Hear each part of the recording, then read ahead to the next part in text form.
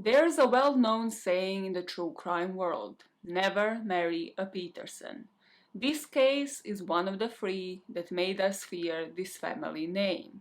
Did Michael Peterson kill his wife Kathleen, or is one of the bizarre theories a valid representation of true events of the night of December the 9th, 2001? This is the story of Michael Peterson. I was thinking, if I was to ask you a question, what's something that isn't necessarily criminal but you still consider a crime? I think everybody would have like a different answer pop up on top of their head immediately. Let me know in the comments if you do. To answer my own question, something that I consider criminal truly the longer I keep doing this is how little details are available on so many cases. Sure, some cases you can only search for like different sources online, there are like some historical cases you can't really find information.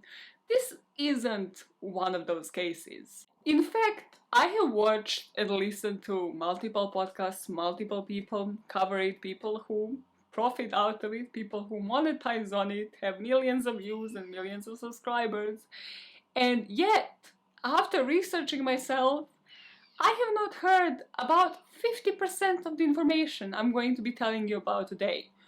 To a degree that while reading the book that is on the screen behind me, I at times wondered, is this still the same story? Like, are we still talking about the exact same case?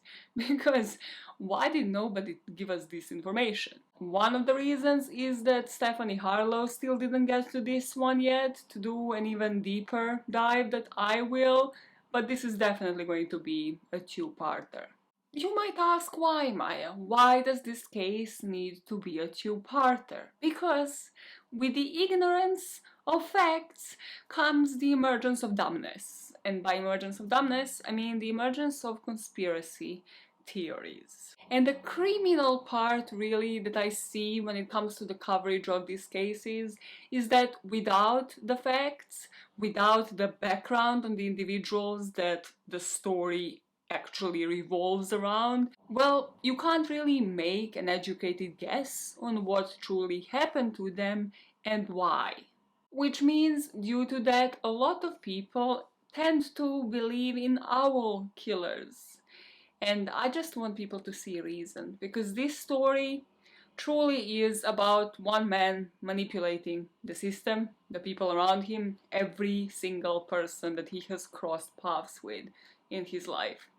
Yes, you can say I am a bit biased.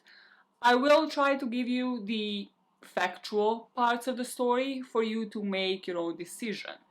And that brings me to the topic of the book that I have read on this case. I haven't watched a Netflix documentary because Netflix documentary is truly Michael's account of events, so it's very skewed to portray him in the innocent light, and also doesn't really give you much information from other accounts of people, in this case that I have heard, that are truly only based on the Netflix documentary. This book is kind of biased in a different direction, but Diane Fanning had interviewed the family members, had interviewed his family members, literally everybody in his life on the background part. So I think it's well written, and that it also gives us that factual information for us to make these kind of deductions ourselves. That ramble aside about the things that feel like crime but aren't criminal, if you want to listen to two other people that have been proven in the court of law to be guilty and also share the same last name to Michael, you can head over to the By All Means Necessary podcast channel, or like wherever you listen to podcasts, and listen to those two. I always kind of like pull one case that I share on the podcast each month and share it on the main channel for you guys. And with Michael, it's a bit personal, it's that personal, because I love me a good manipulator. I love to break them down for the people so that they can spot the skills, so they can spot the personality traits in others, in everybody in their surroundings. Okay, keep that vibe going. So let us talk about Michael motherfucking Peterson. Our story starts with a woman named Mary Ellen, who worked the overnight shift at the 911 dispatch center in Durham in North Carolina. That night she started her shift, not really thinking anything eventful, anything out of the ordinary is going to happen. That was until 2:40 a.m. when Michael Peterson rang 911. If the YouTube doesn't decide to copyright the video, I will put it in, otherwise I'm going to just describe what Michael said on the phone. 911, where's your emergency? 1810 Cedar Street, please. What's wrong? My wife had an accident. She's still breathing. What kind of accident? Fell on the stairs. She's still breathing. Please. Is she conscious? What? Is she conscious? No, she's not conscious. How many stairs did you fall down? What? How many stairs? Stairs. How many stairs? Calm down, sir. Calm down. No, 15, 20, I don't know. Please, get them in here right away. Please. Okay, somebody's dispatching the ambulance while I ask you questions. It's a force kill, okay? Please. Mary answered the call saying, Durham 911, what is your emergency? Michael, breathing heavily, said, 1810 Cedar Street, please. Mary asked, what's wrong? Michael said, my wife had an accident. She's still breathing. She that Michael is speaking about is his wife, Kathleen Peterson. To which Mary responded, what kind of accident? Michael said she fell down the stairs. She's still breathing. Please come. Mary asks, is she conscious? To which Michael is breathing heavily. He seems disoriented all over the place. He asks, what? Mary repeats the question. He says, no, she's not conscious, please. To which Mary responds with, how many stairs did she fall down? Michael again says, what? Huh? Mary repeats the questions. Michael says the back stairs. So Mary asks again, how many stairs? She's telling him to calm down, and he responds with something like 15 or 20, I don't know. He's hysterical, still screaming, please get somebody here right away, please. She tells him that somebody, as she's speaking with him, is dispatching the ambulance while she's asking him questions. He again reiterates the address, saying it's in Forest Hills, okay, please, please. This is the only part of the call that is available online, but still on the line Michael continues to ask, where are they? This is 1810 Cedar. She's not breathing. Please, please, would you hurry up? So in response, not Mary but the dispatcher who was organizing the ambulance sends out a code 5 message indicating to the ambulance and the first responders that the patient condition is critical. The code 5 also meant that the police was now dispatched to the scene. Now Mary tries to get Michael to answer one other question. She's saying, calm down, they're on their way, can you tell me for sure she's not breathing? And what she heard on the other end was just a click, as if somebody just hung up on her. So she's repeating, hello, hello. That 911 call came in at 2:40, sort of 2:41, and the paramedics made it to the scene by 2:48. By around 3 a.m., the police will start to arrive, but they won't secure the scene by 3:25, which is something that is going to end up really haunting them and will mess up the whole beginning of this investigation. Now, this next bit I wouldn't like you to Google, especially not at like 2 in the morning, which is the crime scene pictures. Like, if you are squeamish, it isn't the most graphic of pictures out there, but it is still bloody and just gruesome, and I probably can't put it in because YouTube will ban me for life. So let me just try to describe it as much as possible. We are talking about a really narrow stairway with a side rail and also with the electric chairlift on the east side of the staircase. And this electric chairlift made the first responders and the police on the scene believe that Kathleen might have been disabled, but she wasn't. The chairlift was just never removed, it just came with the house. The staircase in itself had 18 steps, and the last 3 were kind of directed towards the hallway. So basically like with an angle, with the last step just, well, leading you to step off into the hallway. And the hallway is where most of Kathleen's body will be found.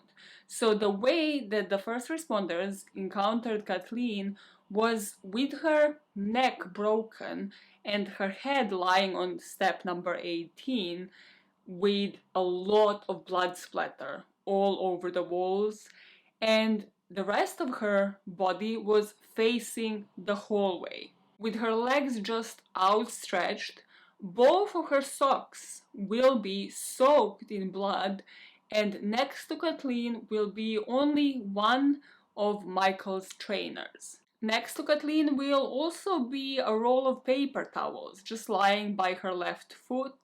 The paramedics and the police will kind of conclude that it seemed as if somebody was trying to clean up the scene. Just from the papers, just from the blood splatter, just from the blood splatter on the walls as well. But the main reason why the first responders and the police and a lot of internet sleuths out there will find this whole crime scene suspicious is because of Kathleen's position. Like, how did she fall out the stairs to the point where her body is just sprawled almost completely in the hallway with her neck broken in this way, having blood splotched all over both of her legs, with the blood that was within her hip and waist area being the dark, wet red color, seemingly already dry, and then just a pool kind of flowing across the floor from underneath her body. Meaning the thing that stood out to everybody was the blood on the scene. A, it seemed like somebody tried to clean it up, wipe it up. B, it seemed like the blood was going upwards on the walls. It didn't seem really consistent with the fall, especially how and where she fell. And finally, even just looking at the crime scene, even just looking at those couple of square meters, it seemed like the blood has already congealed in a way. It seemed like it was already drying out. Like, this didn't just happen minutes before Michael Peterson picked up the phone to call 911. Between 2:48, so let's round that up to 2:50, and 3:25, until the police actually closed off that scene, there was just mayhem all around.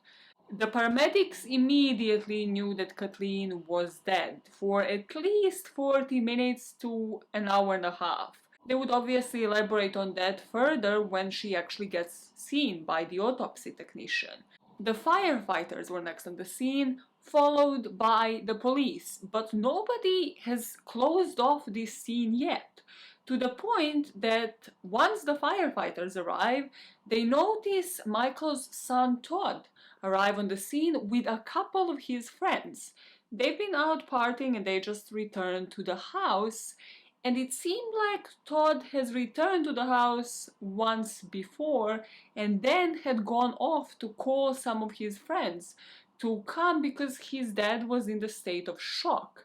And he had this friend of his called Heather that was like a medical student. So he just said like, no, let us go through. My friend Heather needs to see my dad. He's in a state of shock. She needs to check for his vitals or whatever. And Heather is there offering help for Kathleen. And the paramedics are like, it's too late for that. We are literally just going to transport her into the ambulance. We're just waiting for the police to, take pictures of the crime scene before we do so.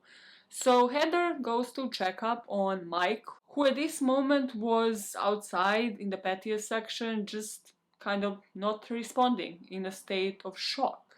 When Heather approached him, Michael just stood up and started pacing back and forth, just crying and moaning. Around 3 a.m., Sergeant Borden enters the crime scene, and he immediately spots 3 red flags. So even before making it to the staircase, he observes some blood prints in the kitchen. It seemed to be like smeared blood on the kitchen drawer and then on the glass cabinet above it. The second flag was the positioning of Kathleen's body. It looked like the neck had been broken and that also it was in line with the spinal cord. So he thought any way that she fell, her body wouldn't have just been sprawled in one straight line. And the third flag was the blood surrounding Kathleen. It seemed like there was already discoloration, meaning that it already began to dry. At this point, though, nobody is still controlling what Michael and Todd are doing. So Michael is on one side of the room checking emails, surfing the internet, mumbling to himself while he's doing that, and Todd, well, Todd is lawyering up. From the get-go, Todd Peterson called his uncle, Michael's brother Bill, who was a civil attorney in Durham, and he told him like what has happened. Kathleen has died, she fell down the stairs, and Bill told him he's going to call the clerk, like he's going to call the police station and tell them that nobody is allowed to speak to Michael unless his attorney, his brother, is present. Bill does that, calls the police station, and at the police station at the time they were collecting documents for the search warrant to immediately search Michael Peterson's house as soon as Kathleen's body is taken out of it and the pictures are taken, just so that nobody manages to maybe hide something that they might want to conceal. While this police officer made these observations, the same thoughts came to the mind of the paramedics, looking at both Kathleen and Michael. The blood on Kathleen's clothes appeared to be dry, and looking at Michael and the clothes that they were to take from him, there were speckles of blood over his shirt, so sort of like not all in one place, but it just looked like there were, bits of blood on like completely illogical places on that shirt. Also, there was blood on his hands and arms and parts of his legs and feet. There was spatter on his tennis shoes and also inside the right leg of his shorts. With a warrant in his hands, Lieutenant Art Holland took charge of this case. With a warrant in his hands, Art Holland now took charge of this case. He appeared on the scene and just served this warrant to Michael. When he handed it over to Michael, Todd just kind of grabbed it and said, "What are you doing? Why are you doing this?" So Art just explained to him that now they have the warrant. They can take the photographs, they can take the video footage, they can take all of the evidence that they need. And as Art Holland calmed Todd down, he started speaking with the paramedics on the scene about what they witnessed. And as soon as Art approaches him, this paramedic tells him that once he appeared on the scene, Michael kind of seemed like hunched over Kathleen, but he didn't seem to be performing CPR. Nobody on the scene seemed to be doing that, neither did they ask the 911 dispatcher to guide them on how to try to save Kathleen's life. And then he came closer to Art and said, "This doesn't look like an accident. It's not a fall down the stairs, it was a rod-like instrument. You should be looking for something like that." Before we pick up from this scene and find out what has actually happened to Kathleen, has she fallen down the stairs, what are all of the theories, we need to start from the beginning and go through their background, Michael's, Kathleen's, and also somebody else's in this story, and then terminate part 1 with a timeline of events on the day, and then pick up from this very point in part 2. So let's do that. Let us start with the background of Michael Peterson. To understand who Michael will grow up to become, we need to understand his parents. At least this book discusses the patriarchs well. We don't really know much about Michael's mom, but we know a bit about Eugene Ivor Peterson, his dad.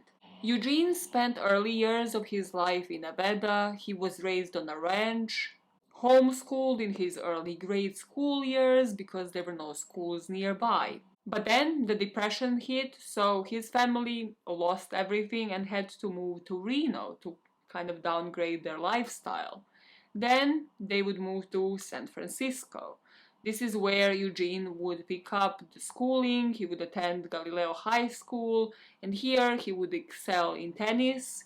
He was actually ranked 14th among all high school players in the country. After his graduation, Eugene's family moved back to Reno. Here he played tennis again, and he studied at University of Nevada, and here he graduated with a degree in agriculture.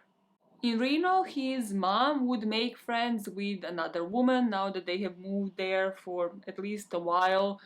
Everybody in Peterson's family kind of led a nomadic lifestyle, which will affect young Michael and would become a prevalent topic down the line. But here, this woman met with Eugene's mom and they kind of decided to play matchmaking. And this is how Eugene got to meet and marry Eleanor Bartalino. As soon as they got married, Eugene joined the army, and this was in the middle of the Second World War. So, while he was serving in the army, Eleanor gave birth to their first child, Michael Ivar Peterson, on October the 23rd, 1943. While Eugene was defending the country, Eleanor would pack up her baby and move in with the sisters for the duration of the war. After the war, Eugene would pick up his family and move them to now occupied Japan. But don't get too attached to Japan because they won't stay there for a while. There's only one story in Michael's life that happened in Japan, and it's probably one of his first lies, I guess. Maybe somebody told him this story in this way, or maybe Michael just had a knack for exaggeration, because what he said happened to him while he was a toddler, really small child, in Japan was that he got kidnapped and then baptized in a Shinto shrine. And what actually happened was that the family was kind of rich, there were all these army families living as one unit and they would all have maids. And this maid brought him to like a Japanese shrine to have him blessed. And he just misconstrued that. Or was it just the lie number one in a long string of lies that are coming up in this story? After Japan, the family would move to Washington, and here is where Bill Peterson, Michael's brother, was born in 1947. All four of them would now move again to Japan. Throughout the years, they kind of lived this nomad existence that was typical of military families. They would live in Japan, Georgia, Kansas, San Francisco, Virginia, North Carolina. They would also live in Denmark. So Michael was pretty used to this lifestyle from a very early age. In 1951, John Peterson was born, and then in 1953, they finally had a daughter, Anne Peterson. As a young kid, Michael spent part of his childhood as an altar boy. Both Eugene and Eleanor were Catholic. Eugene actually converted to Catholicism once he married, and all of the children were raised in the church. Michael would go on to study political science at Duke University, and here everything he did that was extracurricular was to do with writing, some form of creative writing, writing for the school newspapers, for the annual yearbook, for the campus magazine. He was all over the place, really doing well for himself, being representative of the student union, involved in the campus YMCA. You know exactly the type of person that I'm speaking about. The one that thinks like all of these things will look amazing on my CV and then they just do the most. I'm not judging you, I just, think you can also sometimes chill and just get drunk every other night. It's one or the other lifestyle that people have led through uni, and it is very clear which group I belong to. In his senior year, Michael also sat at the Interfraternity Council.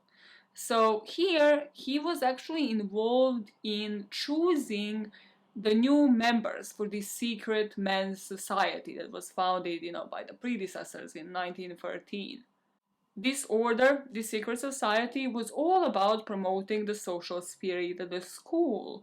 But of course, it evolved with the years, especially when Michael Peterson was there, and now it was more focused on fostering loyalty and interest in the university through anonymous service in student organizations. As the member of this council that consisted of 7 men, Michael was one of the 7 people to select the juniors to take his place.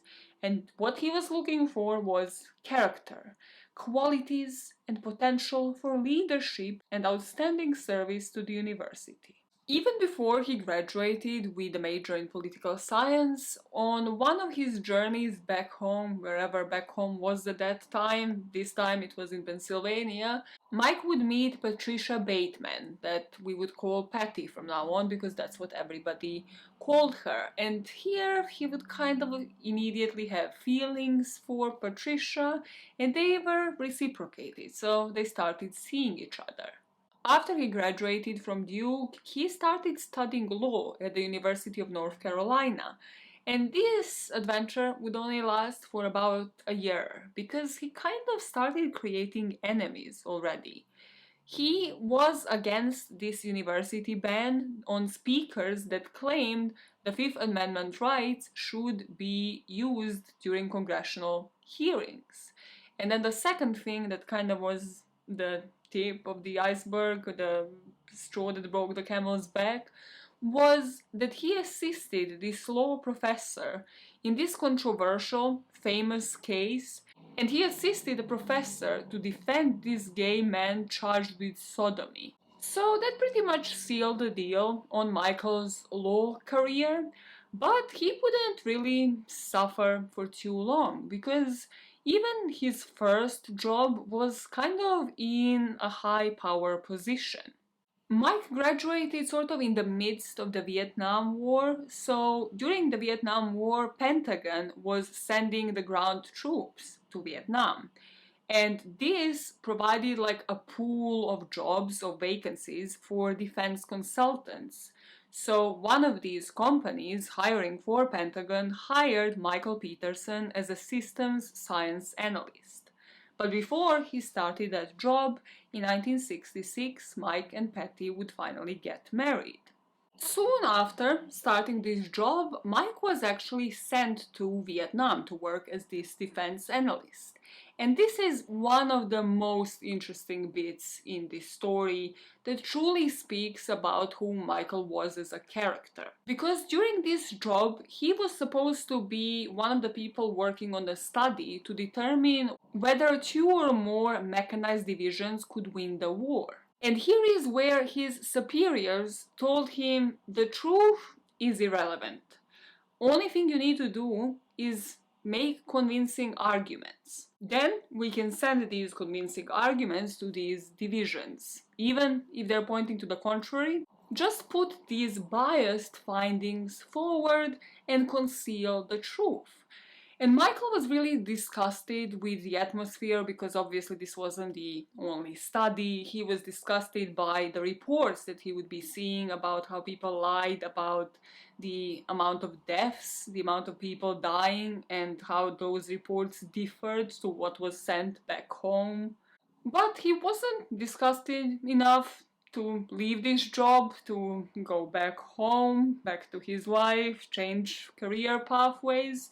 He just continued doing it, and in fact, it really inspired him to become a writer. Because, he was only doing that as a hobby during his university years, but now he was like, no, let's put this with my vision and let's actually put the pen to the paper and start writing.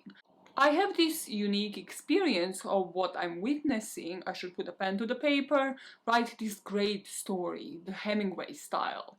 But he thought for him to really write the story, to really feel it, he needs to fight in the war.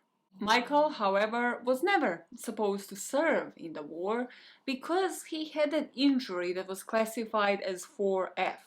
He had an injured leg that shouldn't have allowed him to serve, run, do any physical activity that was required from the soldiers in Vietnam, but he somehow managed to wipe that record off the system, so he was deployed. And for his stationing and serving in Vietnam, he would later say that he received a Purple Heart Medal. And this is the award that is given to the soldiers that were injured, hurt, killed in the war.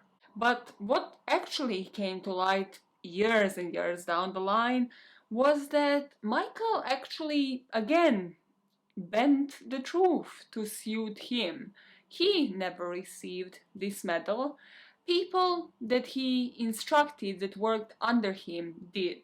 because Michael was responsible for the accident that got them injured. So basically, the book kind of summarizes this like he was the one giving the orders on when the soldiers should retrieve one day from like the enemy fire. But he froze, he underestimated the time that they're gonna get to them, he didn't give them the signal on time, so a lot of soldiers got hit, and some of them got severely hurt, paralyzed. That was the instigator for this medal.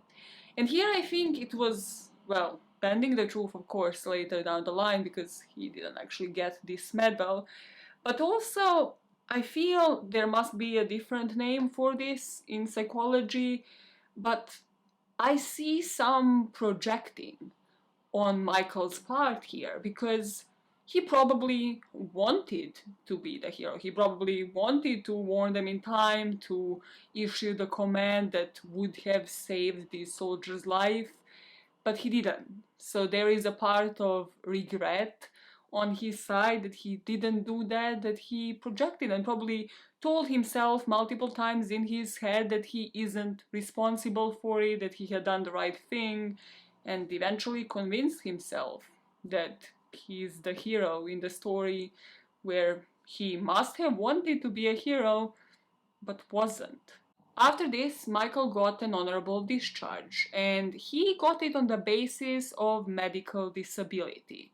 I'm not sure if this was fake, if Michael was actually one of the people that was partially hurt during this incident, or whether it was just stated that it is medical disability because they wanted him out of there due to this incident. And this is when him and Patty moved to Germany. Michael and Patty would be moving in between Durham in North Carolina and Germany, different little small cities in Germany, because Patty really liked it and she also was teaching in primary schools, so she managed to find jobs in those areas. And at this point, Michael got kind of like benefits after he was discharged from the Marine Corps and also started studying at Duke again. Through her teaching job, Patty met two people that are going to become prevalent in this story. One of those people was also called Pat, and she is kind of going to serve to provide us the insight into the Petersons' home and just in general into Patty's character. And then there was another friend called Liz. Both Pat and Liz would later say that it always seemed like Patty was walking on eggshells around Michael. That a lot of times when they would agree to meet up with Patty to see a concert, to see a performance, her husband would also appear. That he seemed to be kind of controlling and also didn't like for somebody else to tell him what he can or cannot do.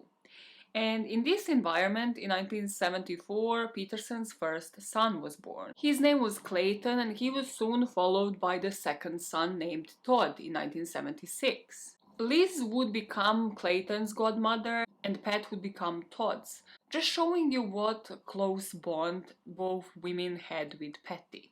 All three women really loved children. I mean, all of them were teaching in primary school, so they were teaching really small children, but Liz at the time also opened a private school in her home. So Liz is somebody we need a bit more in-depth information about because she's really one of the main characters in this story, so let's talk about her. Elizabeth Ann McKee was born on November the 3rd, 1942. Throughout the first part of her childhood, her parents would shorten the first two names into Betty Ann, and that is what she would be known as. She would leave this name behind once she entered school in 1960, and from that point on, she would introduce herself as Liz McKee to everybody. She landed her first teaching job shortly after graduating, but she always yearned to work at a place that was more exotic. Because she grew up on the outskirts of Rhode Island, so she always wanted to pursue her dream for an adventure and to see the world. Finally, this wish of hers would be granted because the Department of Defense hired her as a teacher in Japan's North Island of Sapporo. Besides teaching, one of Liz's passions in life was really about creativity, whether it was her musical talent, her piano skills. Liz would be one of those people on every party that people would ask to sing. When she would hear a song once, everybody said that she was the person who could repeat it with ease and grace. Somewhere in between the teaching, the singing, the traveling, Liz became friends with another teacher, Patty Peterson. That is how their paths have crossed. And once she met Patty, there was only one thing missing from Liz's life, and that was a husband. And she found one in a tall Texan who was an Air Force navigator named George Ratcliffe. In 1978, now all of these families are stationed in Germany. George and Liz would get married, and Patty would actually be Liz's maid of honor at the wedding.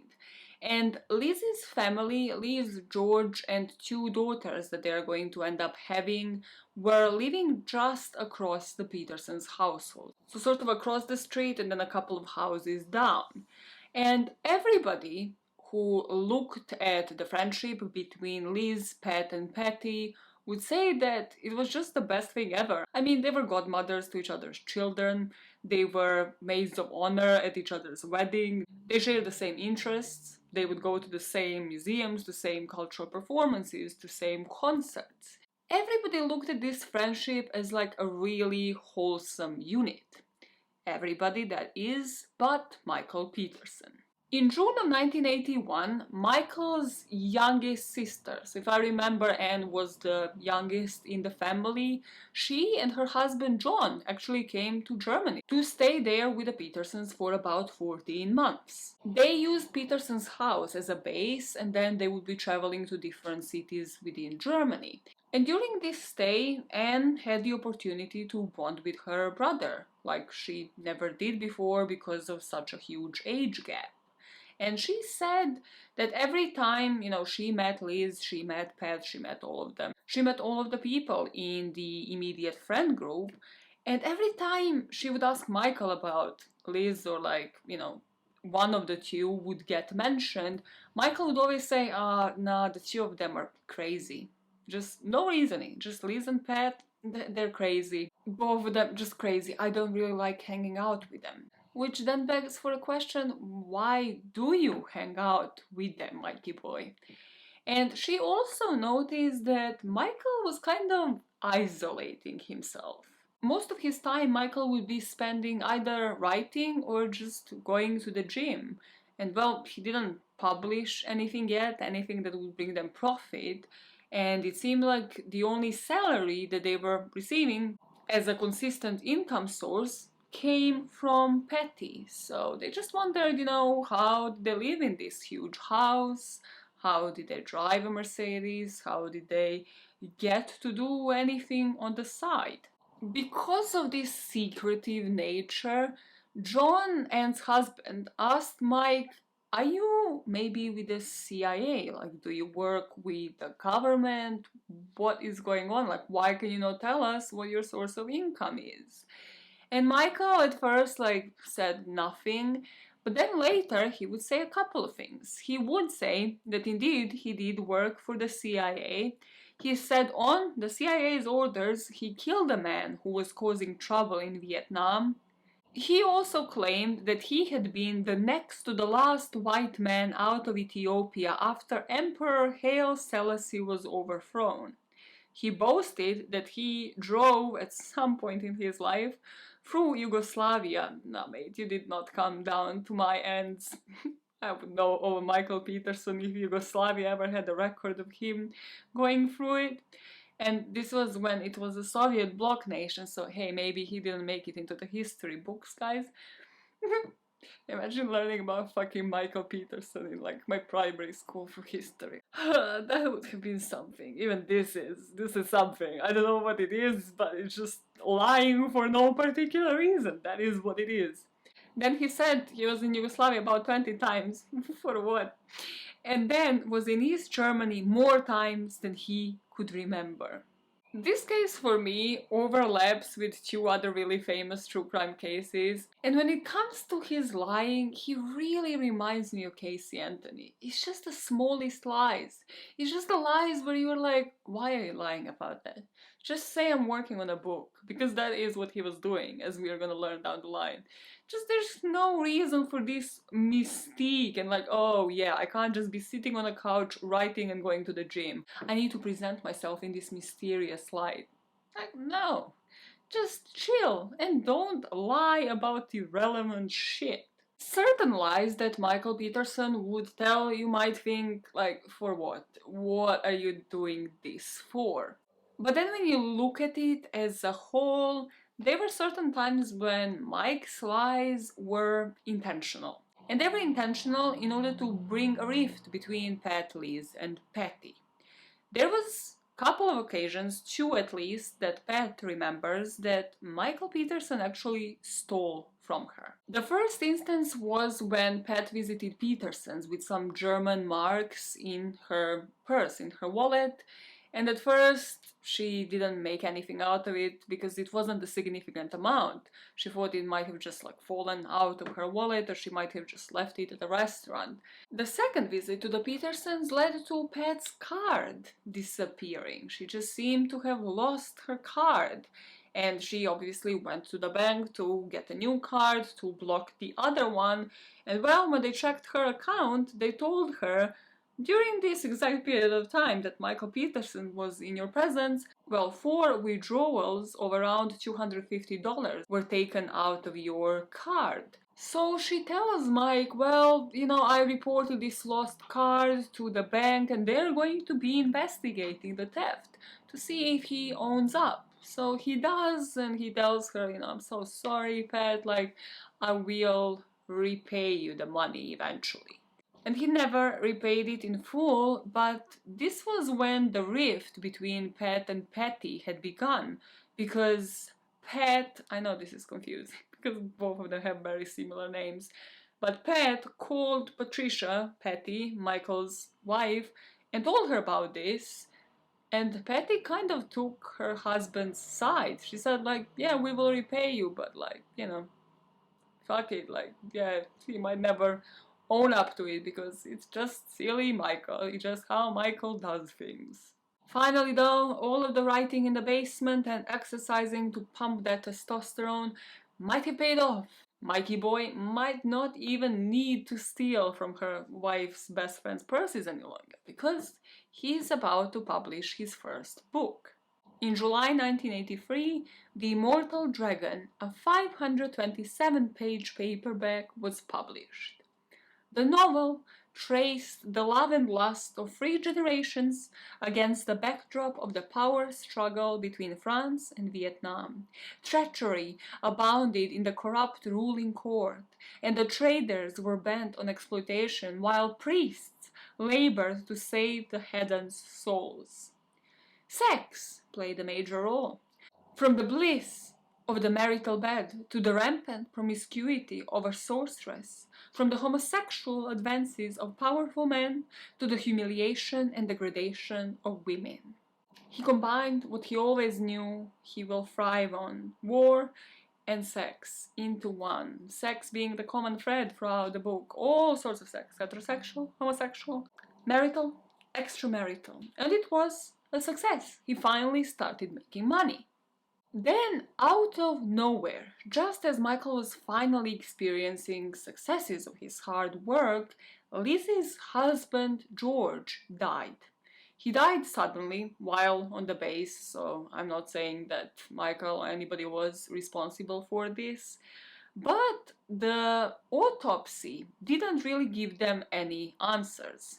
They stated the cause of death as unknown, the location of death as unknown, and they never will really get the answers. The toxicology report was negative on all fronts, like things like poison, alcohol, drugs. And they actually compared it to a crib death, kind of like a sudden infant death syndrome where he just fell asleep and died. Another mystery for everybody was why Patty, Michael's wife, wasn't at the funeral. Because Michael would be the person carrying the casket and accompanying Liz and her 2 small girls. If anybody even started up a conversation about why is Michael suddenly close to Liz, he would say that actually George left her without a will. Like, it's so important to have a will, you just don't even know. And this man died without a will, so Liz's finances are all scrambled, and he has a degree in political science and can help her out with that. He just started like unraveling this thread that will lead him to start taking care of Liz, the two daughters, and the finances. Michael would be the person to take charge of drafting a will for Liz, now driving the importance of the will and providing for the family. This new will stated that if anything happened to both Liz and George, well, George's parents would assume guardianship of the two daughters, and if they were unable to do so, then Patty and Michael would take care of the girls. This wasn't raising red flags with anybody because the Petersons were really close to the Radcliffes and took care of the daughters, like they all hung out together in one small circle of friends anyways. But also partially because nobody really knew about this. So for the next 2 years after George's death, Liz would find this nanny. Her name was Barbara, and she will kind of give an insight to certain parts of this story later. She would be stationed and live in, but then she would be taking holidays and also going to visit her family as well. And on one such night in November 1985, when Barbara was out of the house, Mike Peterson left Liz's home, and he would be the last person to see Liz Radcliffe alive. About 10 p.m. that evening, the neighbor that lived just next to Liz's house would look out of the window just at the time to see Michael Peterson leave Liz's house, sort of look around as if he is checking if anybody has seen him, and then continue down the road to his own. The next morning, Barbara showed up to take care of the girls, to babysit. And as soon as she saw the stairway, she saw yellow boots at first. And then she saw what she thought was a red jumper. And as soon as she approached the bottom of the stairway, she realized it wasn't a red jumper. It was a pool of blood. And within that pool of blood was the body of Liz Radcliffe. Because her daughters were still in the house, Barbara rings the Petersons to come over so that, she can possibly wake them up. And while the kids are still groggy and not really understanding of what is going on, to kind of get them out without the two of them seeing their mother in that state. And of course, Michael is the first person there. He is the person taking care of everything. He immediately rang the American military, told them that a Department of Defense employee has just passed away. At noon, a special agent for the US Army Command walked through the door, and he didn't even really bother to examine the body. He just kind of made an exploration of the stairs, looking for anything that would contradict what Michael was telling him, which is that this looked like an accident. So the German police just came in, followed up from the US Army Command, and they just made the same conclusion. There would be an autopsy done on Liz, and they would state her cause of death. We're going to be talking further about this in part 2, but if I remember right, it was something to do with like brain hemorrhage, which they deduced can be caused due to the fall down the stairs that she would have suffered. The Criminal Investigation Division also won't be following up after a call that they have received from a woman named Pat, the same Pat that was friends with both Liz and Patty, that said that she was a close friend to the family until, well, Michael Peterson started stealing from her, and that it seemed like Michael had an unhealthy obsession with Liz, that it seemed like he was paying close attention to her finances, her children, taking care of her, and it was just creepy, while at the same time he was saying that Liz was also crazy. Now, you might be wondering why I'm not mentioning the daughters' names, and it is in particular because of this next part of the story, because it's just so frustrating and just devastating. You can find them online, they are public online, but I just would rather you leave these two women in peace because they have really went through a lot. just with the death of their father, their mother now being orphans, and technically being left to the mercy of Michael Peterson. Michael wasn't wasting any time. He brought Lizzie's will with him to Texas. He filed it immediately at the beginning of December. And his filing of this will meant that now he had a responsibility to take care of the two Ratcliffe daughters. And also, it meant a monthly check of around $44,000 from the government for taking care of them. At first, they just lived in the house across the road with Barbara still babysitting the girls. And Barbara also gave an insight of the Petersons' household. She said that Patty would, whether or not it was intentional, Barbara thought that it was, would be staying at school late, like beyond her school hours to do all of the schoolwork, all of the preparation for the next day there, rather than doing it at home. This would mean that all of the children, but especially Michael's biological children, would be left with him to be bringing them up, and he wasn't really engaging much.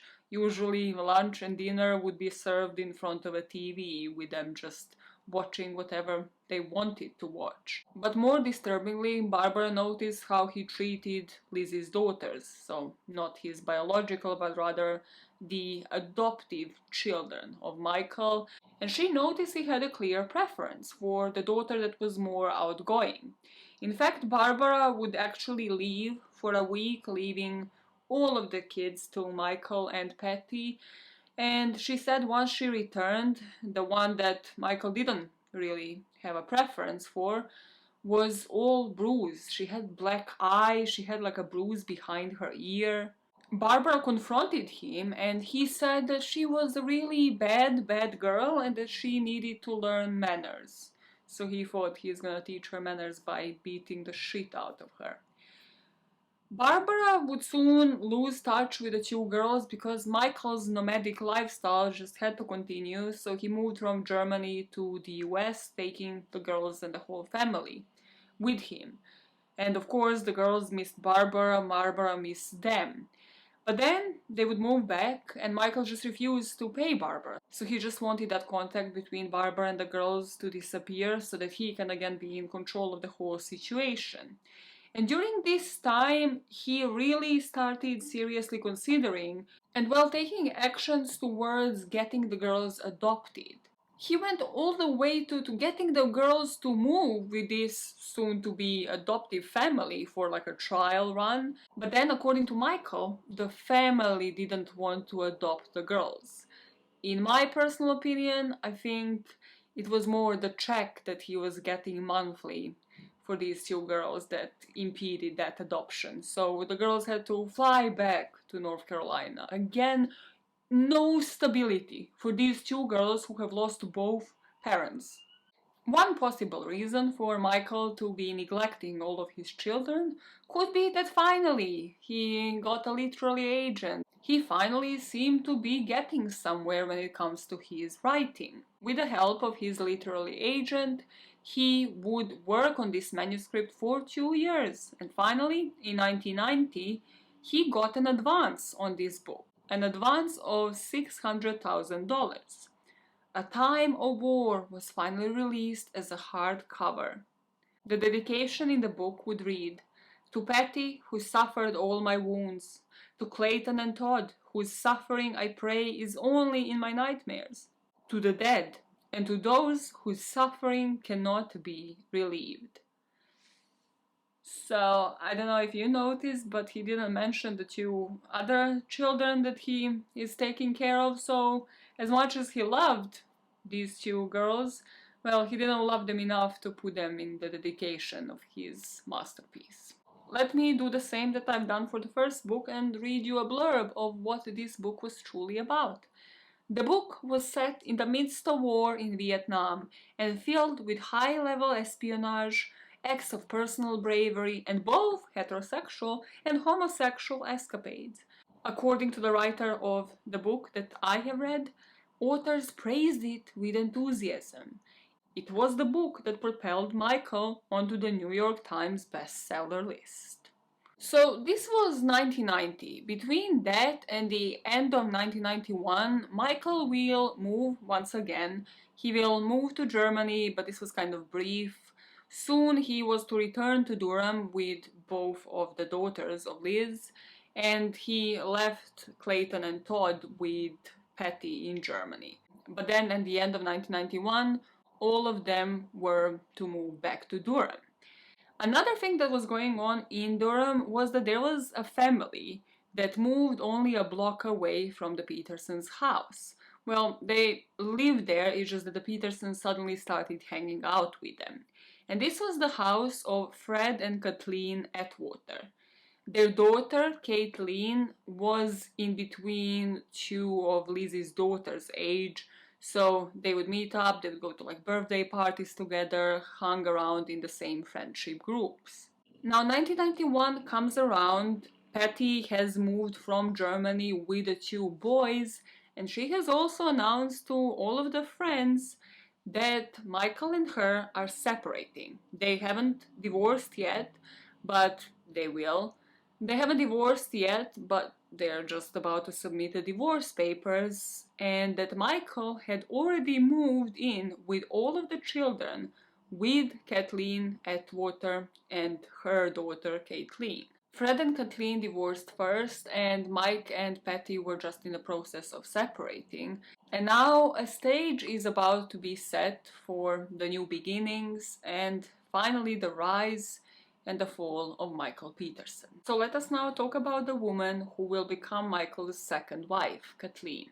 Kathleen's grandfather died when Kathleen's dad, John, was really young. So that meant that John was left to support the family by the time that he was 10 years old. He moved his family from Canada to New York, he learned the bricklaying trade by himself, and after completing his education, he started off his own construction company. In 1940s, this secretary that worked for John caught his eye. Her name was Veronica Hogan, and she was from New York, but she was also 21 years younger than him. So Veronica, Kathleen's mom, might have found John attractive because she just lost a father figure herself. Or it might be that she just fell in love with an older man. Whatever it is, the two of them would end up falling in love and getting married in 1946. They would move to Kansas, where their first child was born in 1951, Stephen Hunt.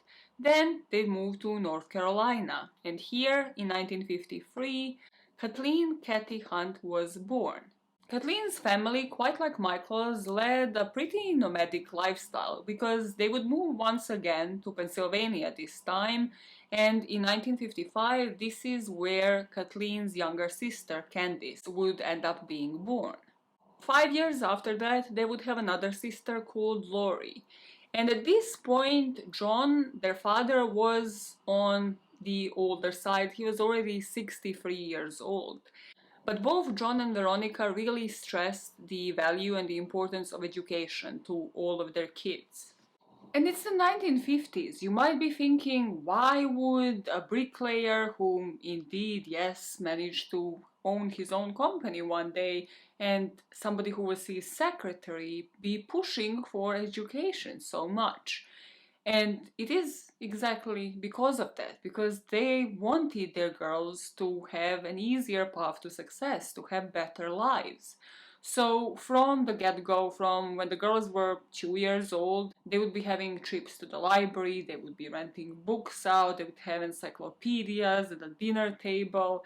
And it's something that, I don't know, from any story that I have ever covered, I resonate so much with, because this is exactly what my parents have been doing. My mom was teaching me how to read and write from the age of 3. Both of my parents really just wanted to instill the importance of studying hard in order for you to be able to work smarter later. So sort of like work hard so you can work smarter later. And that was what Kathleen had done. She was excelling at school. Everything she would touch would just turn to gold. She belonged obviously to multiple societies.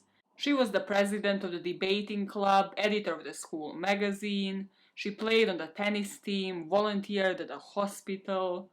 And due to all of these successes, in 1971, Kathleen Hunt was also the first woman ever admitted to Duke's University School of Engineering. So with Kathleen, all of her family members gave her a nickname Kathy when she was younger, and it would be once Kathleen returned from her first semester at uni that she said, from now on, Kathy is behind me, don't call me Kathy, just call me Kathleen.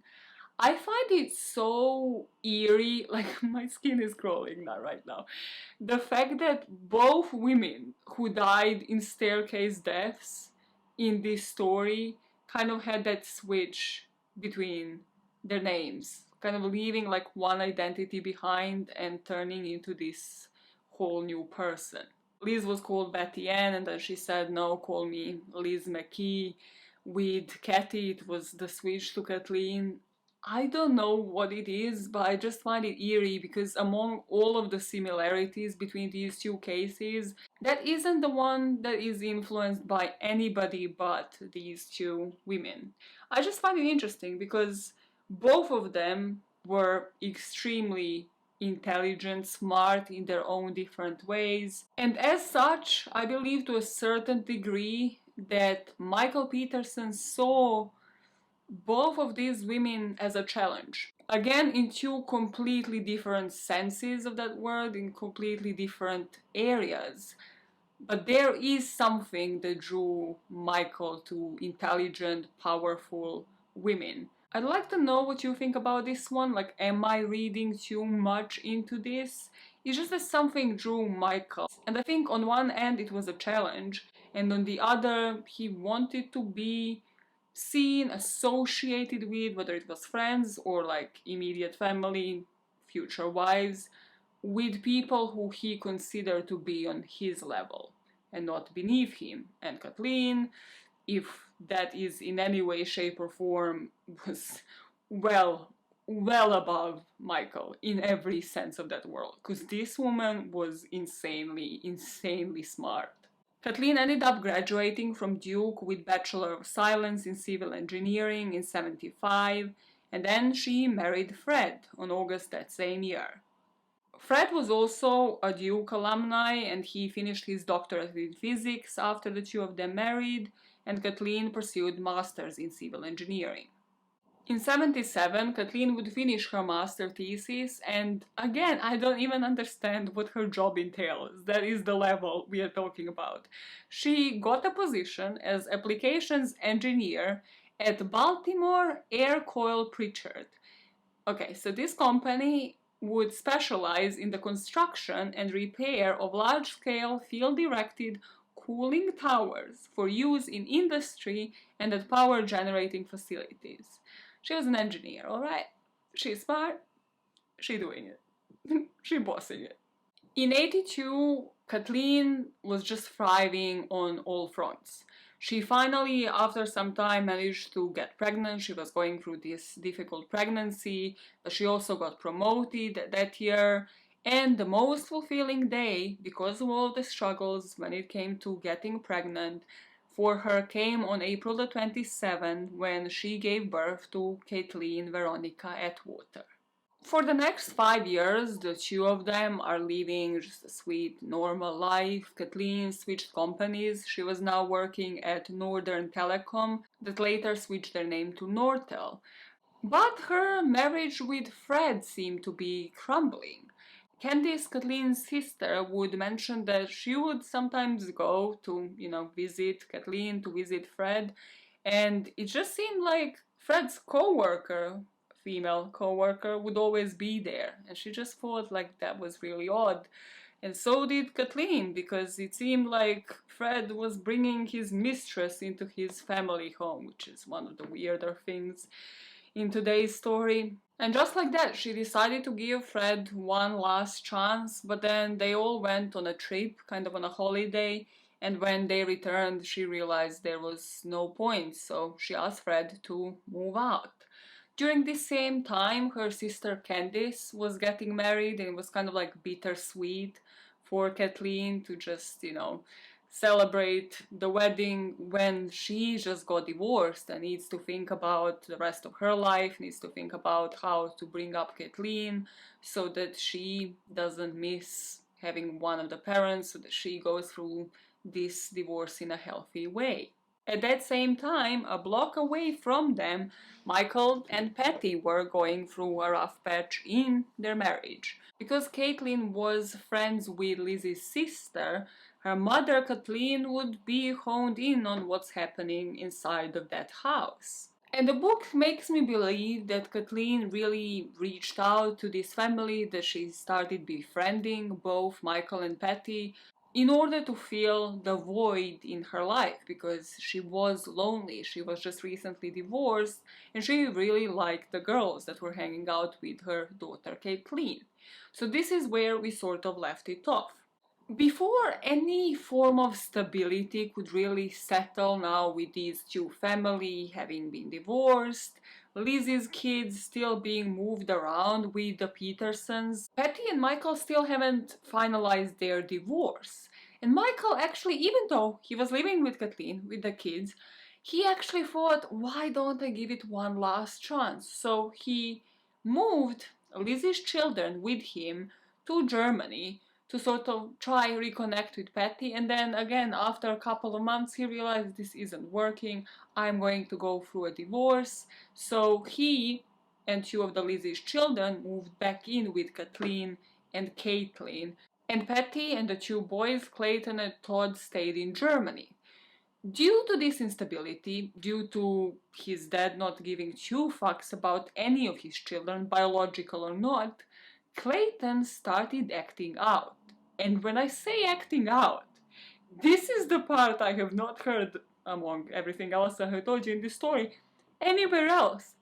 But Clayton started creating bombs. And there is one thing that the book sort of elaborates on, but not enough for me to figure out where did this passion come from. Because where in the living fuck did it come from? During his senior year in high school, Clayton ended up blowing up a phone booth after his application to the MIT was rejected. He also tried to send chemicals that he stole from his own school to his dad's house in the States.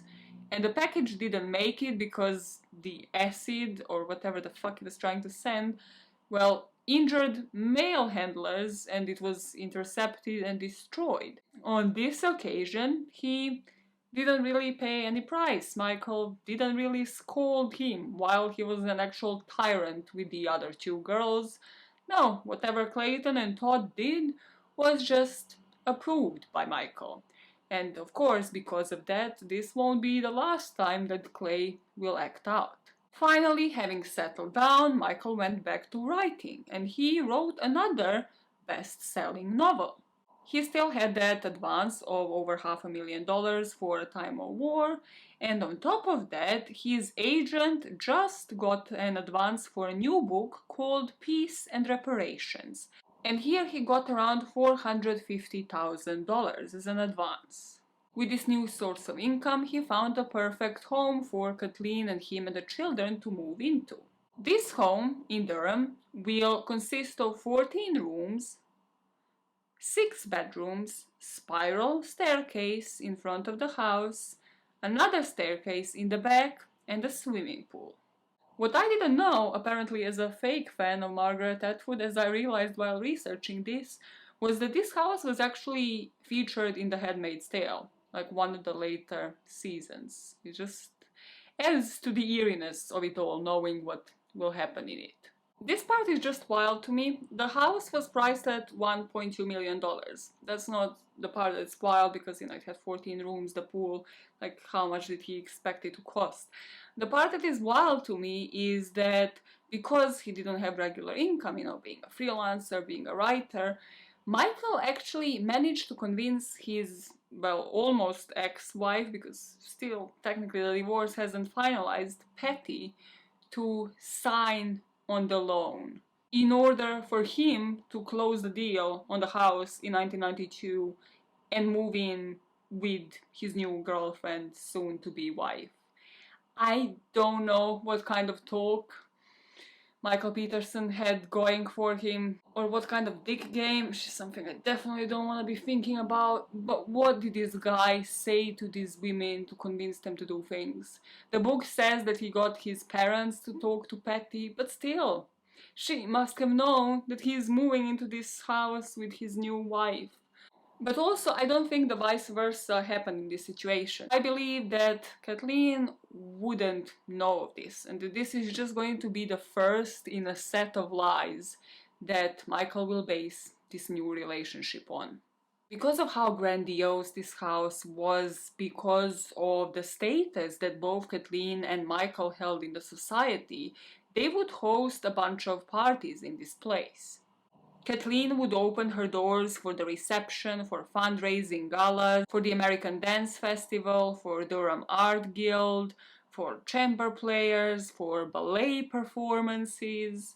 She was a hostess, she was planning dinners, she was making most of these dinners by herself, but with the way that the papers portrayed these galas, she was known as the Martha Stewart of Durham. Both her and Michael immediately became involved with the neighborhood association. Kathleen was also on the Durham Arts Council. She was on the board of the directors for the Historic Preservation Society. She was keeping that house spotless, clean, ready for whoever is gonna ring up next to have the next gala at her place. The only drawback, the only flaw really to all of this at this time was the fact that with the move with Michael, Candace, Kathleen's sister, didn't really speak with her for over a year, because Candace always kind of judged the fact that Kathleen moved in with a still married man, that she didn't wait for him to get divorced before she moved in with him. The two of them will eventually make up, but it kind of just drove adrift in her family, just like Michael loves to do with all of the families in the Durham area. If you were in Durham, North Carolina, and knew a guy, Michael Peterson, the chances are you also had a drift with one of the family members in it. Eventually, because Kathleen hated the drift that this was driving in her family, she invited her whole family to this new house to meet Michael, and everybody said that they really loved him once they met him, that he was quite funny and also really just entertaining. He could speak on just any topic. So once they met him, they were pretty satisfied with Kathleen's choice, and in the end, it all seemed to be working out. Now Michael is kind of in a lull when it comes to his writing, and of course he has to make the money in order to pay this mortgage and in order to pay off the loan to Patty, who is apparently still the name on the loan for this freaking house. So because of the circles Michael is running in, former US Representative Nick Galifianakis introduces him to this other guy in 1993 for the two men to collaborate on a book. The other guy was the reporter for the Charlotte Observer, and again, this book was supposed to talk about war and heterosexual and homosexual activity within the wartime. So, for research, again, most probably unbeknownst to Kathy, Mike was taking these different trips, sort of provided by this Charlotte Observer, in the name of research, and these trips were said to be to steam rooms or other places where homosexual activity was researched. Now, Michael will, of course, later say that Kathleen was aware that he was bisexual. I don't for a second doubt that Kathleen had no idea. A, that he was bisexual, B, that Patty was on the loan for the house supporting this. Because if you remember, Kathleen divorced her ex-husband Fred because of his infidelity. Do you really think if she knew that he was doing homosexual research on the side while engaging in homosexual activity, that she would have stayed with him?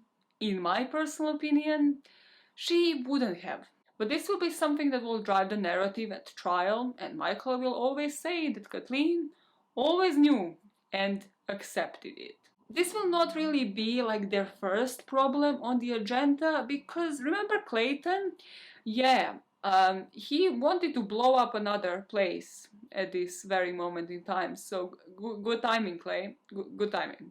In 1993, Michael actually sent Clay to the Duke Hospital for some counseling because he was misbehaving at home, and he was also being reported at university for disciplinary problems. He was also in Duke, by the way, the same uni that he went to and that, well, Kathleen went to as well, without the two of them ever meeting each other there. And he was studying engineering. But what I read from this is that Michael knew. He knew that his son was having some issues and was trying to just again submerge them, just keep these issues private, on the hush hush within the family, something that he thrived on. When it came to the accomplishments, when it came to them being on a council, on the board of a certain establishment, he would showcase that to everybody. He would boast his huge house to everybody. But when it came to all of the secrets, Michael really tried to keep them on the down low. So because Clayton ended up being released by the end of that year, in 1994, in a closet of a building at Duke University, a bomb made out of Gatorade bottle filled with gasoline has been found.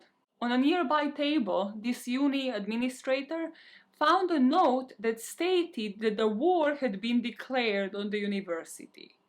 Once they actually started searching into who might have used these items, who might have wanted to blow the school up, they found that the official ID cards, the student ID cards, were used for somebody to claim the stolen equipment. And Clayton was the person that used his own student card. Of course, the police was called, and now the police had enough probable cause for a warrant to actually search Michael Peterson's house. And here, Michael cooperated, thinking this is just gonna go away, just like the previous time he blew up a telephone booth. But in the attic, the police found rocket engines, gunpowder, coffee grinder, lengths of fuse, and stolen IDs, as well as 6 pipe bombs and the materials to make 13 more. This guy's pulling off some Timothy McVeigh shit under like Michael Peterson's watch, and nobody speaks about it. Like, how did he come up with these ideas? Because this is radicalized views. Like, he must have picked it up from somewhere. With this nomadic lifestyle, who else but somebody in the family or in the school? And Michael just never paid attention. Not just that, but the bombs that they found, I just find this so fucking insane. 2 of the bombs that they found in this attic were rigged for aerial assault, meaning that Clayton constructed them in such a way that they could be put onto the arrow, and then with a crossbow he would launch a bomb so that of course he isn't harmed, but he's harming whatever the target is. Michael suddenly was the center of attention for all the wrong things, because he had to respond for his son technically wanting to blow up all of the places. And he would kind of belittle this. He would say, that's nothing. Those 6 little things couldn't fit inside a shoebox. Clayton would of course get arrested for this, and Michael started lying for him from the get-go. He said that the bomb creation that was going on in the attic without Michael knowing was actually just a diversion, because Clayton actually wanted to steal ID equipment in order to replace the fake ID he lost in mid-April. Of course, made zero sense. He said there was never any intention for Clayton to activate any of the bombs, that there was only an apolitical, hedonistic intent to party. I do not comprehend. But because Clayton was both caught in the possession of these items and also they figured out that he was the manufacturer himself, he could actually face 30 years in prison. And also could rack up over $750,000 in fines.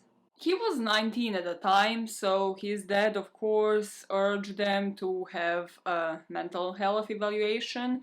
and they decided that he wasn't fit to stand trial. Later, these psychiatrists would change their opinion and they would find him fit to stand trial. And in exchange for him submitting a guilty plea for possession of the bomb, the prosecution dropped all of the other charges. So he was released to the custody of his parents with an ankle bracelet and an order to receive psychiatric treatment. But his attorneys advised him not to receive psychiatric treatment. Like, do you want to be blown up? Like, just a general question. What is wrong with everybody in this story? During his trial, the judge sentenced him to 4 years and 1 month in federal prison, and also to pay less than $2,000 for the damage that he caused. After he was released, he was also to be supervised for 3 years and to perform 100 hours of community service each year. With all of these issues, Michael had to focus on the new book. Oh, what is this one gonna be about? It's gonna be something different, groundbreaking. Yes, so his new work focused on the Camp Pendleton porno scandal. The blurb of this book outlined a creative non-fiction work attacking the military's denial of rampant homosexual activity and its fear of the threat it posed. This book was to detail 43 discharges and the imprisonment of one Marine, cult underground of pornographic films, and also to expose the records of the men who conducted this witch hunt. In the conclusion of the proposal to his literary agent, he wrote, "The fear and prejudice of homosexuals is just another in the long line of bigotry, and eventually it will be overcome also. There is no question of this. The only question is when. What, after all, is there to fear?" As he was writing another book, pretending he understands homosexual issues while he is super straight and macho, his first marriage would also dissolve. He would finally finalize his divorce with Patty, and Patty took this to heart. She thought she was marrying for life. She thought she was only going to marry once, and she still, even though Michael lived with Kathleen, called him her husband. So this was quite a hard hit for Patty, but not for Michael. Michael proposed to Kathleen kind of straight after, and then the two of them got married in 1997. Between 1997 and 2001, the events that are really central to this story happen. Michael really just started de-escalating, just showing more and more bizarre behavior. You know when you're on a roller coaster and then it just slowly goes up, the tension builds, and then you just go downhill from that point on. Yeah, this was the downhill point of that. And it could have been for all sorts of different reasons, for all of the pressures about him paying rent, about making sure that he needs to have another book ready, for all of the pressures of the secrets that he was hiding from his wife, like his bisexuality, like the fact that his wife was still on the loan for this house where he's living with his wife, the load of pressure that Clayton brought with the bomb building, having son who is in prison now, is really your choice. It could be everything combined. But once Kathleen and Michael married, Kathleen's sister Lori spoke about this particular event where Michael and Kathleen went on holiday to like Paris. And I mean, both of them had a high status. They lived in this huge house, organized all of these galas. They had money. But after this trip, Lori noticed this Louis Vuitton $2,000 worth bag on Kathleen, and she asked her like, "This isn't you, your style. Why the hell would you splash out this much money on a bag?" And she said, "No, it was Michael. We actually fell asleep on a metro and then sort of didn't wake up in time. So Michael just woke up and he was kind of pissed and aggressive because now they were lost in the middle of the city that they know nothing about. And he kind of like shook Kathleen, leaving bruises on her arms. So to make up for it, he bought her a bag." And these were kind of like the first red flags that maybe not everything in this household was as it seemed. But then there were also a more public outburst by Michael Peterson because he was writing. He was writing for different publications at this time, including the Herald Sun. In one of his first columns for the Herald Sun, Michael would complain about the district attorney and the police, saying the DA and cops can't do anything about those crimes. They can't catch any real criminals in City Hall, so they go after underage voters and bingo players. He attacked the city council. He condemned the proposal of the tax increases, writing, "Your money is not being squandered, it's being stolen." He would write against the police department, saying that cops are underpaid and deserving of our appreciation, but the administration in particular is making poor decisions. This is the best paragraph. As I say repeatedly in this column, stupid is stupid, wrong is wrong, and it doesn't make any difference who commits the dumbness. He or she needs to be outed. This is like Wendy Williams' Deaf to All style, but he's publishing it in columns on like a daily basis.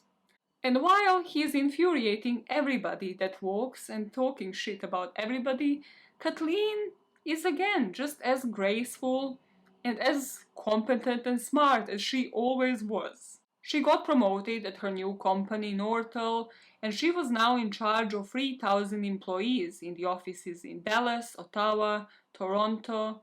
And due to this job, she also started amassing stock options and getting money for that as well.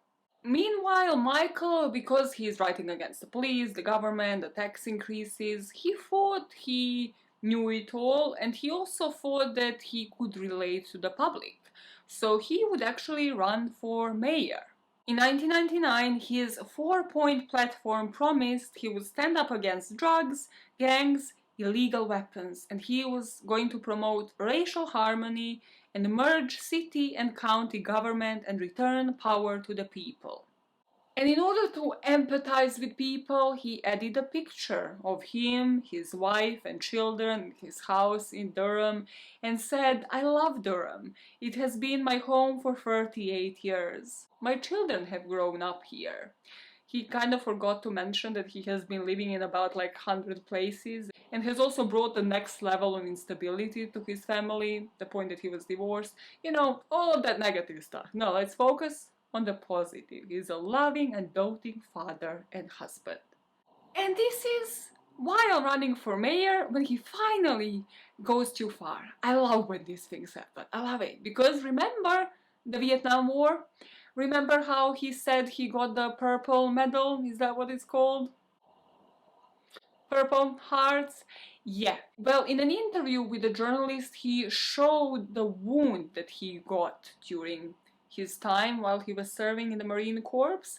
And the journalist did some investigating. Google was quite a thing at the time, and he realized that no, Michael never actually got that medal, and that in fact the records he could see was a car accident that kind of corresponded with the scar that Michael showed him during that interview. So of course he exposed the shit out of him. This also probably led to a really awkward conversation with his wife Kathleen, because this was made public, he was publicly exposed, and of course didn't win that election for a mayor, kind of needless to say.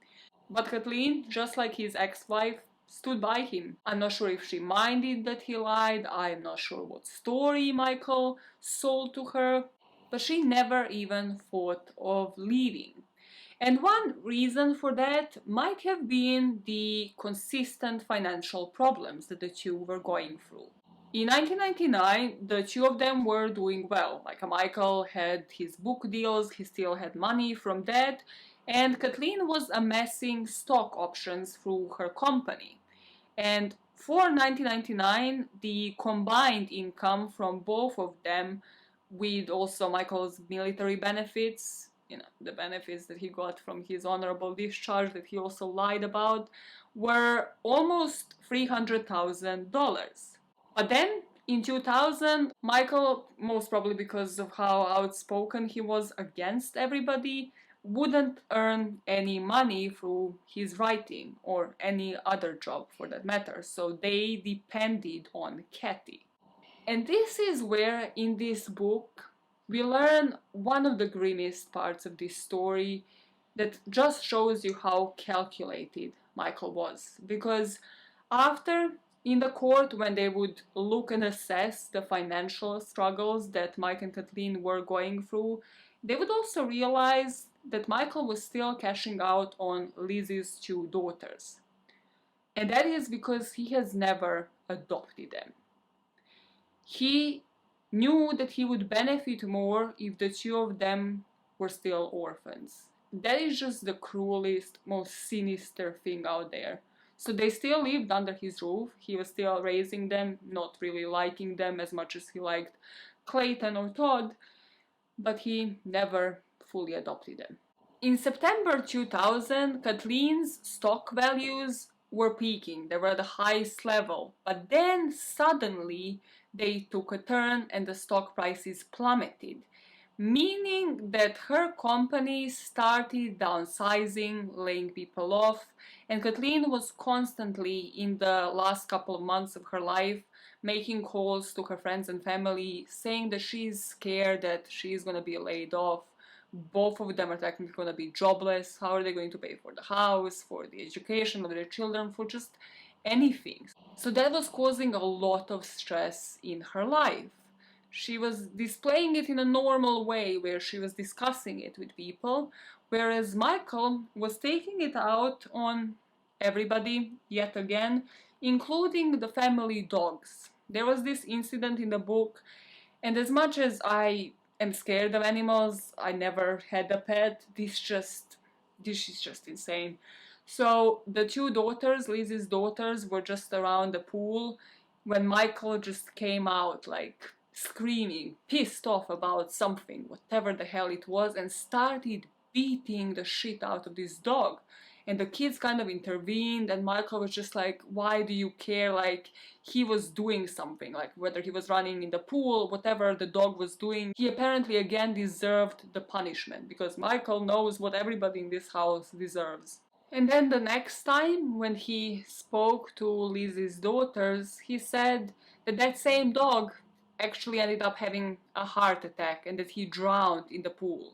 The dog went into a pool, had a heart attack, and then drowned in the pool. So both of the girls' minds were kind of racing, thinking the same thing.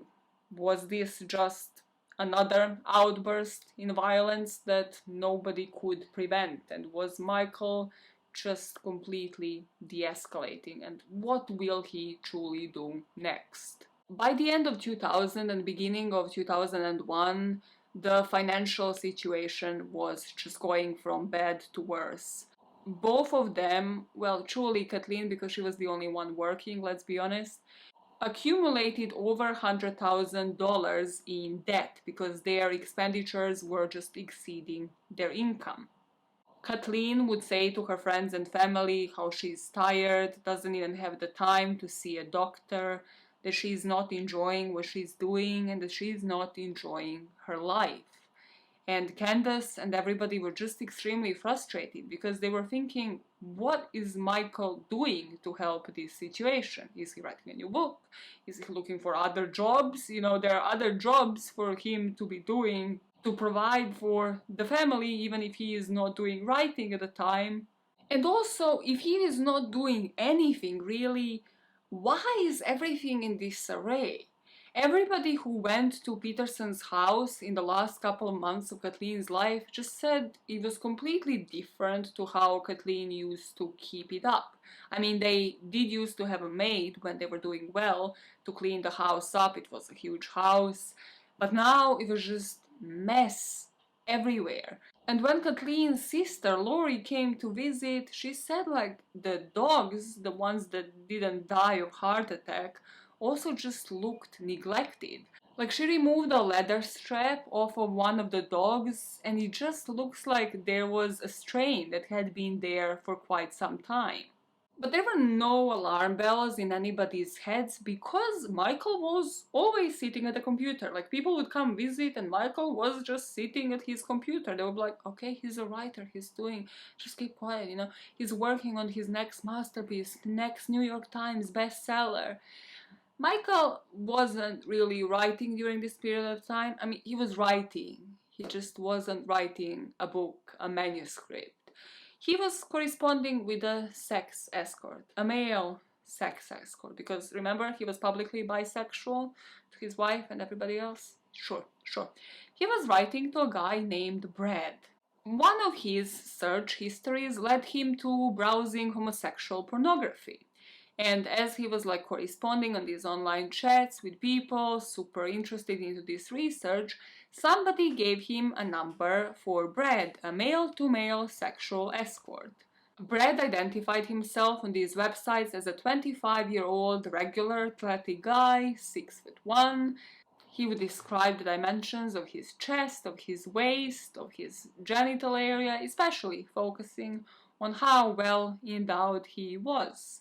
And he posted his standard rates, and they were $150 for an hour and $700 for an entire day.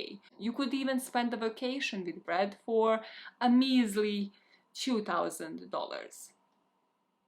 And there was also a page containing all of the testimonials from the satisfied customers. So Mike wrote him an email saying, "You have great reviews and I would like to get together with you." He tried to arrange a date with him, and to sort of entice him, Michael sent him a description of the homosexual films that he himself made when he was in the Marines. He would say that some of his friends did films for him, but he never did, even though Michael himself, describing himself, was better looking and better hung. Mike started encouraging Brad to visit him next week, and he would conclude all of these emails with the fantasies about his and Brad's future sexual escapades. And he would conclude saying, just to make sure that Brad is aware, "Evenings are not great for me. I'm married, very happily married, with dynamite wife." This is what the script says. I'm not scripting this. I would not say dynamite wife. Yes, I know, I'm very bi, and that's all there is to it. These emails would eventually end by the end of September because Brad was kind of trying to make sure that Mike knows that this is just business, that he's going to have to pay him. And then he kind of seems like Brad stood him up, lost interest, and on September the 30th, he emailed him an apology because he kind of didn't really respond for a while, but Michael would never respond. Michael possibly didn't respond because at the time he might have been down because he was running for another election, this time for the city council by the end of July 2001. And you know how with some people they would take this to mean like, try harder, maybe don't shit all over every single establishment in the country. Well, Michael really didn't take this well. In fact, he actually started again spitting venom in the columns that he was writing for Duke University newspaper, the Chronicle, and on his own website. This is where we go into the timeline of events preceding Kathleen's death. On Wednesday, December the 5th, Michael would send an email to Kathleen while she was at work. The email would say, "Here's the scoop on the Independent," a Durham news weekly outlet. "There were no invitations, but we can still go. Let me know if you want me to call in. Or we could just show up at the door Friday night. You looked great last night. If only we hadn't gone to Powell Lim. Let's work on our marriage tonight." Now, if you think about this email, at least to the police, the investigators later, it will kind of seem like Michael was trying to make up for something, for whatever happened at Powell Lim, that he might have been in a doghouse. Why do they need to work on their marriage? What they would also later find out was that the money was so tight that Kathleen actually made a change to her income plan, meaning that instead of what she would usually put aside, which was about 80% of her salary and bonuses, she has decided to reduce that amount to only 10%. to only putting aside 10% that year, and they were still in huge, huge debts. But on December the 7th, on Friday, Kathleen booked it as a vacation day and she went shopping with Michael. They went to Costco, they bought some Christmas gifts for the kids, they bought a TV for the house, and they would buy a Christmas tree. That Friday evening, they would attend the North Carolina Independent Party. The two of them danced, socialized until 1 in the morning when the party would break up. The next morning, Kathleen went into work in order to prepare for a business trip. She was supposed to meet with a colleague at the home office outside of Toronto at 9 a.m. that Monday morning, so the upcoming Monday. That afternoon, at Peterson's house, around 3:30 p.m., hundreds of files end up being deleted from Peterson's PC with this purging program that's called Quick Clean. At 4:41 p.m., Michael arrives at YMCA. He goes to the gym. At around 6 p.m., he speaks to Kathleen about the two of them renting a movie.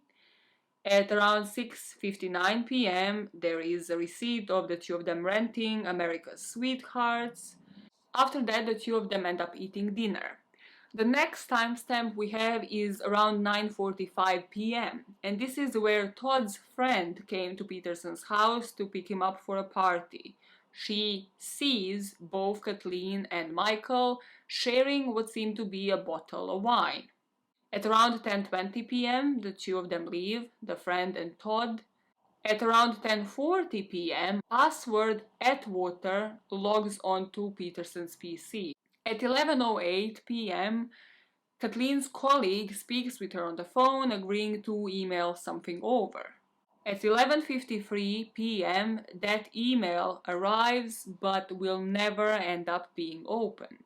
This friend would say that Kathleen's voice didn't slur on the phone. She didn't seem to be tipsy, drunk, just like impaired in any way. And from that point on, we will only have Michael Peterson's account of events. He will say that around midnight, both of them were drinking a lot, sitting by the pool. There is a gap in time that Michael can't account for between 12:30 to 1:30 a.m. But he says that Kathleen leaves the pool area between 1:45 and 2 and heads inside to go to bed. Michael stays behind in shorts in what is 55-degree weather, so kind of cold and chilly for him to be in shorts, and he stays around up until 2:30, which is when he leaves the pool area, goes in, discovers Kathleen at the bottom of the staircase, and makes the 911 call at around 2:40, 2:41. The paramedics appear by 2:50.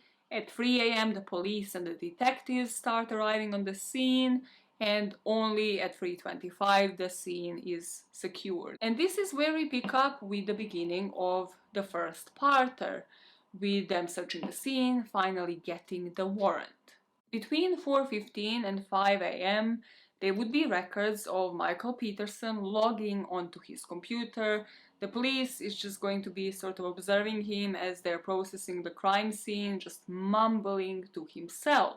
But what they won't learn until much, much later was that Michael Peterson, at that very moment, was deleting some crucial emails from his PC.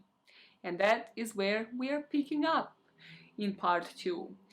Going into the police investigation from that moment on, and finally into Michael Peterson's trial, where they are going to connect all of those dots, hopefully, or will they? And then finally discuss all of the theories on this case, because what if Michael Peterson is innocent? What if this is just an accident? What other theories are plausible apart from him being guilty? Let's have an unbiased account, and then, what's that saying?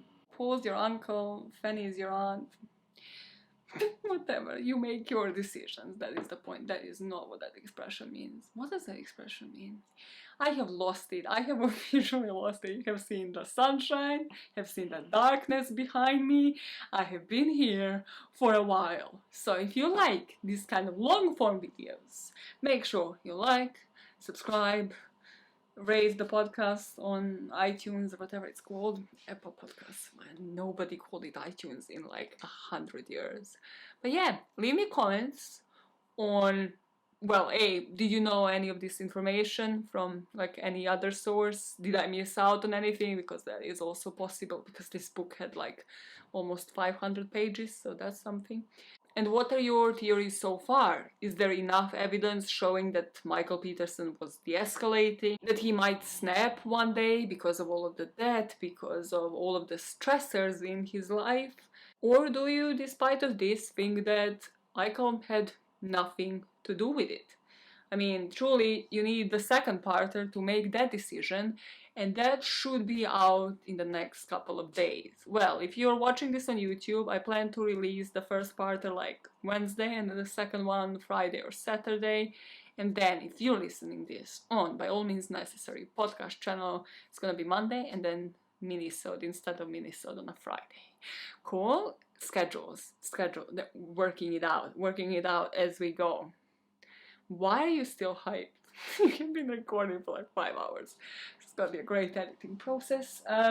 Yeah, I'm leaving you with outtakes where I'm asking for your help on what some comments mean. Listen, nothing makes sense anymore, but at least,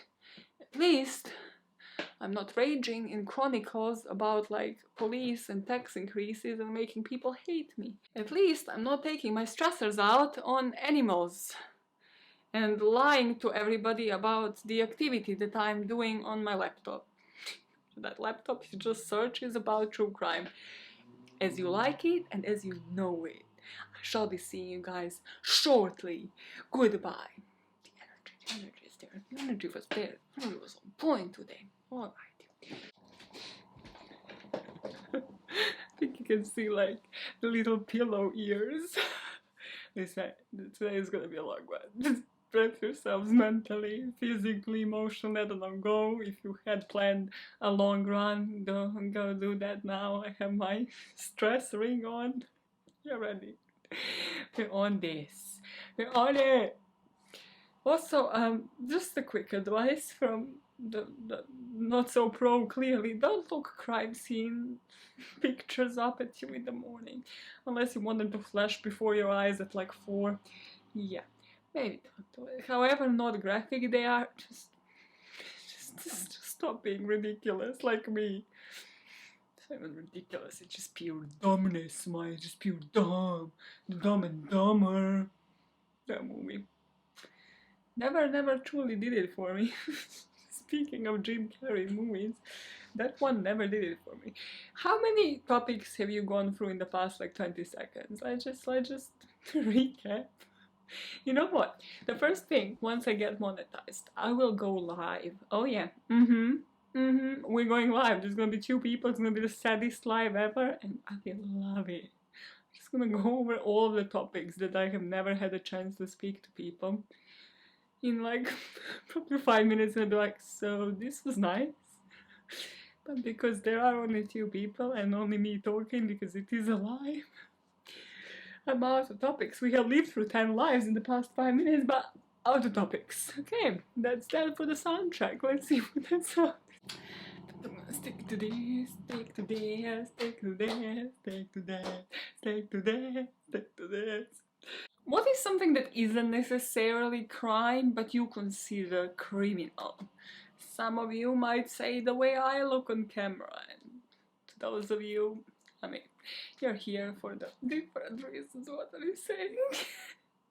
What reasons are they here for? Well, clearly not to look at me, not to learn makeup skills, just any skills in general, not to learn sound skills.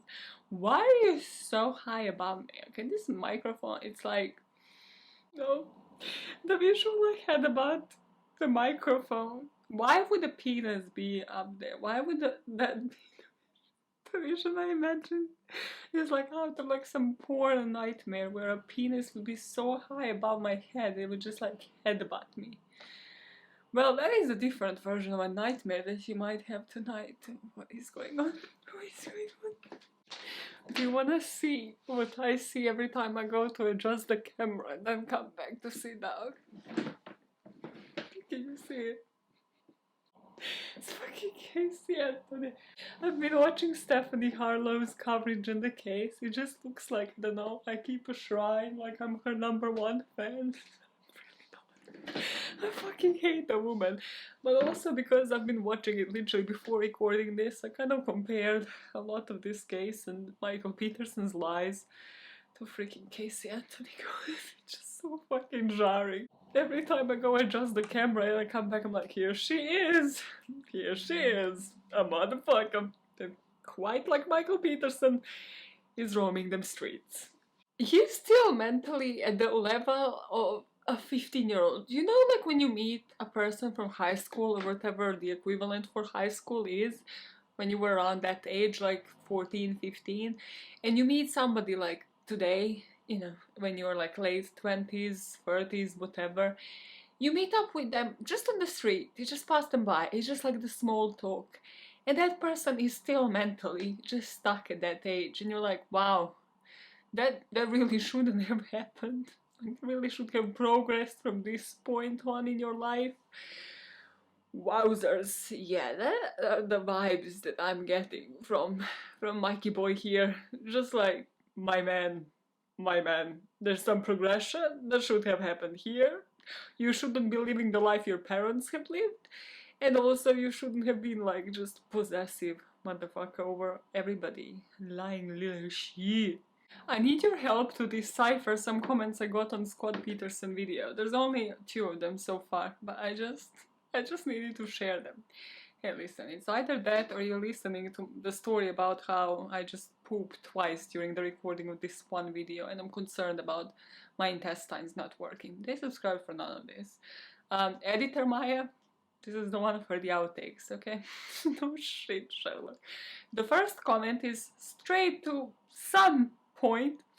The comment says, innocent man, certainly great whistleblower, fake crime story, unknown truth. What does that mean? Please help me. I have been thinking about this ever since this weirdo commented this. Like, what kind of whistleblower? Where did Scott Peterson whistleblower? What? Fake crime, unknown truth, like what is going on? The second person wrote an essay, and I'm also concerned for their mental health. So the second comment starts with like how the jury was biased, of course. And then they say, I mean, since it's difficult to gather together 12 people who've all recently emerged from solitary confinement or a coma, which is what would have been required for someone not to have heard the story from start to finish every night for months. I just absolutely love where their mind went there. They were like, oh, the only way to get the impartial jury was to do what? Want those coma patients to wake up from their comatose state. They're like, hey, you know what you would be good for? You get dementia, you're like, hey, you can't remember shit. Meaning you can't remember this story, meaning you're perfect for this jury. Just imagine waking up being like, yeah, Scott Peterson jury, life goals. Just imagine waking up from a coma for somebody to be like, no, Scott Peterson's trial is your next stop. I'd be like, please, just can I get comatose again? Like, what is the point of life? Like, why do I need to get into the grimmiest case and the details and sit on this jury where they need to show me this body? Nah, get me out of here.